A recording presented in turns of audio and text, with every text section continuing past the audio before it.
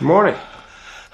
What is your problem? This was the funeral of a billionaire. His children showed no sadness at all. The eldest son even laughed. They were all eager to split the fortune once the ceremony ended. But when the lawyer read the will, everyone was stunned. The billionaire had left them nothing. They stormed out in anger. Only his grandson Tony seemed indifferent. His father had died long ago, rumored to be killed by his grandfather. So he'd never had a good relationship with him and didn't expect any inheritance. But the lawyer kept Tony behind and played a video. It was a message left just for him. Tony was impatient until his grandfather mentioned a special gift. There were 12 gifts, each more valuable than the last. But to get them, Tony would have to pass a series of tests. If he failed or quit, he would get nothing. The lawyer would oversee everything. He handed Tony a ticket for a flight to Houston the next morning. Tony headed straight for first class, but the flight attendant told him his ticket was economy and made him leave. He was furious. When he landed, his grandfather's old friend Kevin picked him up. Tony asked about the gift, but Kevin only smiled. The next morning at 5, Kevin woke him, but Tony wanted to sleep in.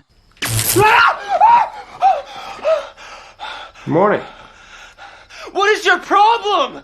Kevin dragged him to a farm and taught him to drive fence posts, $1 for each post. Tony thought it was too little, and as soon as Kevin left, he lay down on the posts to nap. Kevin watched from a distance and said nothing, still waking him at 5 every morning. Tony began to realize this might be the test, so he started working. At first the posts were crooked, so Kevin tied a rope and yanked them all out. Tony was furious but had no choice. Days later, Kevin returned to find the posts straight and solid. The first test was finally passed. Kevin drove Tony to the airport. Tony asked again about the gift, but Kevin still wouldn't answer. Feeling played, Tony confronted the lawyer. The lawyer told him that work was his first gift. Tony wanted to quit, but the lawyer urged him to keep going, saying the surprises were yet to come. Full of anticipation, Tony returned home only to see a shocking sight.